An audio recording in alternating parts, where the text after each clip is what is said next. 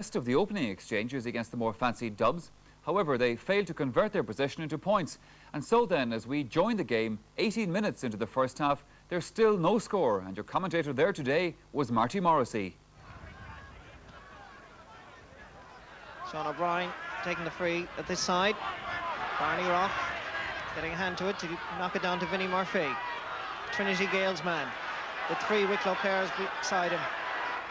Good marking by Sean O'Brien. He gets it inside to Mick Galvin in space. The first real opening for Dublin. And it's the first score after 18 and a half minutes of play in the first half. It's been a long time coming.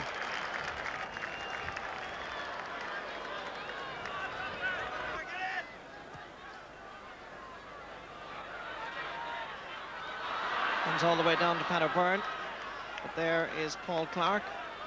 This is club football with Whitehall Cullen-Kills.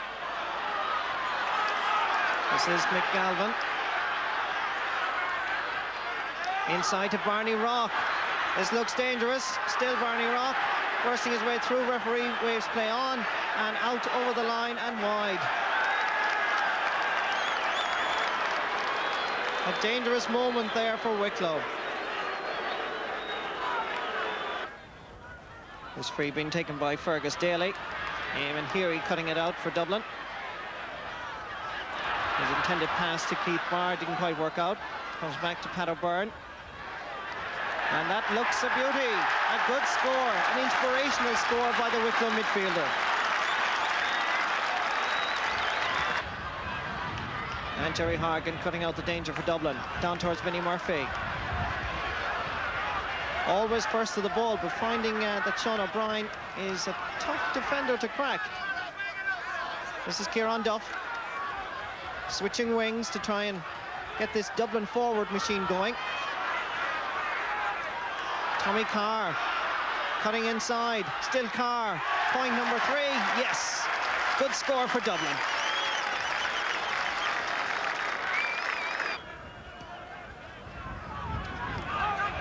Sean Walsh's kick out. Break comes to Vinnie Murphy. Barney Rock. Falling outside is Mick Galvin. But still Dublin have possession. And Vinnie Murphy obliges and puts Dublin further ahead.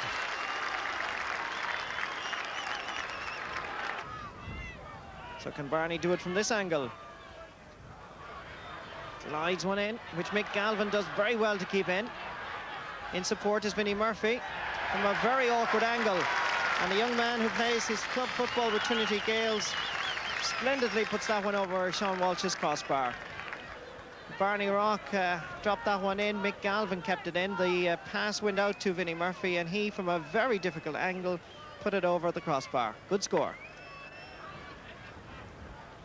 Keith Barr with this free, which he drops in right in around the danger area. Grabbed splendidly by Joe McNally, and there it is.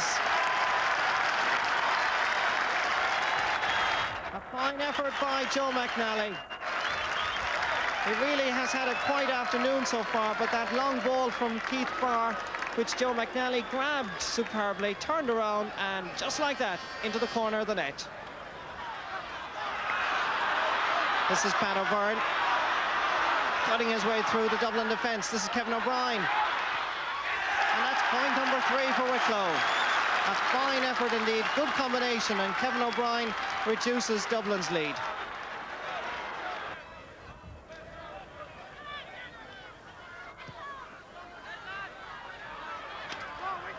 Break comes down to Seamus Morris. And really, this Wicklow team are playing with all their heart and might.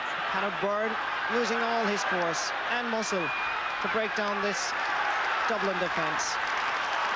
And certainly they're playing with more heart and fight here in the second half.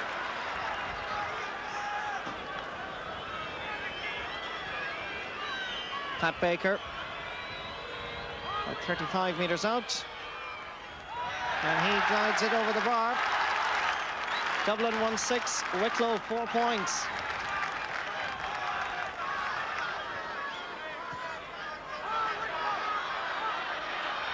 John O'Leary's kick out comes all the way down to Tommy Carr. He gives it to Tommy Conroy. This is Dave Foran going for a good score, and a lovely point indeed for Dublin.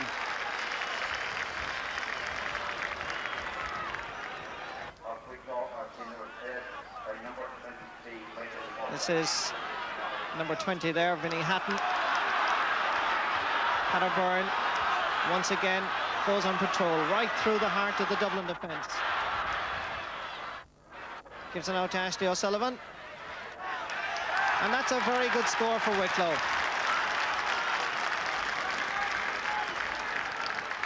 And as you can see, with 13 minutes left in the game, the crowd's beginning to leave the pitch here at Newbridge, obviously convinced that Dublin are through to the Leinster final. This is Vinnie Murphy, half blocked by Sean O'Brien.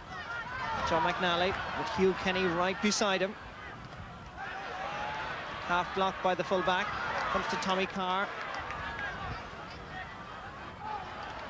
This is Tommy Conroy. Mick Galvin. Now that's the score and a half. That's the Dublin forward line that we would expect to see here in a Leinster semi-final. Break comes down to Seamus Morris, inside to Ashley O'Sullivan. Kevin O'Brien calling inside. This is O'Brien. Paul Kenny, twin brother of the Wicklow full-back Hugh. Finally gathered there, and a great score by Michael Murtagh for Wicklow. The long ball came in, Michael Murtagh went up the highest, superb fielding, turned and bang, right into the corner of the net.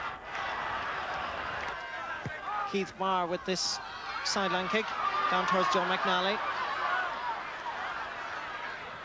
Out to Tommy Conroy, making a welcome return to the Dublin side. Swinging it over towards Tommy Carr. Gets there before Philip Healy. Back to Tommy Conroy. And Dublin respond to the challenge, put up by Wicklow here with a good point by Mick Galvin. We weren't playing particularly well on the day.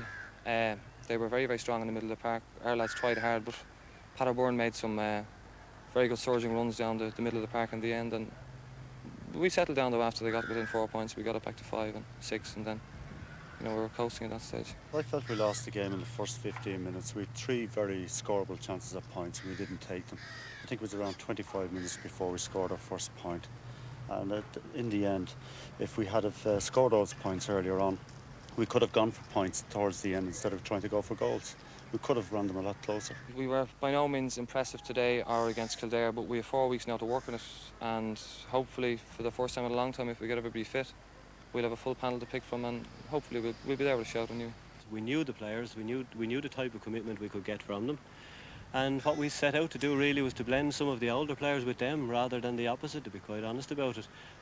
What we would hope to do obviously is improve that panel now, strengthen it even further, and I think given the commitment that's there from the players, I think we can look forward to the future. Now, it's 91 years since Wicklow contested a Leinster final. Is it going to be long more before they get there? Next year, without a doubt, next year. We'll beat them all next year. Well, so then, after a shaky start, Dublin, as expected, into the Leinster final against either Meath or Offaly. Well, now it's time to hear from Jack O'Shea, who was at that game in Newbridge today. Jack, I absolutely love the suit. You look like you won a seat in the Euro elections. I'm working at Michael at the moment. Jack, a win then, as I said, for Dublin, but it took them 18 minutes to register a score, so that suggests to me they weren't exactly brilliant. Yeah, I think today everybody was expecting Dublin to get the result. I think Wicklow went into the game with nothing to lose. They started the game in tremendous start. Midfield, Pat O'Byrne and Fergus Daly were winning everything in the air. They were playing very well in defence. Up front, I think they wasted a lot of chances. I think they kicked something like 8 to 10 wides in the first half. Dublin showed a lot of nerves in their defence in the first half, and with that they were putting no movements together up along the field, which Dublin can do. So, Wicklow were in there with a chance all the time, right up until half time. Well, I wasn't at that game today in Newbridge, but as you said, from the clips that I saw, Wicklow did hold the defence quite well. They certainly got their breaks at midfield. If they had a few more forwards, I suppose that's a hypothetical thing, would they have beaten Dublin? Yeah, I think even the forwards at the head, if they had a bit of purpose in their play, Pat O'Byrne and Fergus Daly were winning a lot of ball, but they were playing a very bad ball into their forward line. The ball was being driven in very, very high. I think a thing that changed the match a lot in the second half was the introduction of Tommy Conroy. He came into the game, he spread the Dublin attack wide, played the ball wide, and he got some good scores off that. Well, now it's Dublin into the Leinster final against either Meath or Offaly. Are Dublin good enough to win the Leinster title? Well, I think Johnny McCall won't learn much by today. I think Keith Barr played well at the back. Paul Curran played well centre half back as well. But Dublin will have to do a lot of work. I think they showed a lot of creaks in their defence in the first half. They settled down, played well in the second half. Their attack never really got moving today. They have a lot of work to do if they are to compete with Meath or Offaly in the Leinster final. But I think they know that. I think it's a good way to go into the Leinster final. OK, Jack, finally, who did you pick as your man of the match from this one? Well, I picked Fergus Daly as my man of the match. I thought his fielding throughout the game was tremendous. People say that fielding is a dead art in Gaelic football, but I think today he really showed what fielding is and how spectacular it can be in Gaelic football. Oh, well done to Fergus. Some consolation, I suppose, to Wicklow then out of that one. Jack, thank you very much indeed. Now, before I go off today's game in Newbridge, I just want to mention this. This is the match programme. Now, I'm still not convinced that this is the official programme, but if it is, I can tell you it's a very, very poor production. It may only cost 50p, but surely they could have done better for a major championship match. Well, now we have another commercial break coming up. After that, it's the clash of Tyrone and Down in the Ulster football semi-final. So do join us again.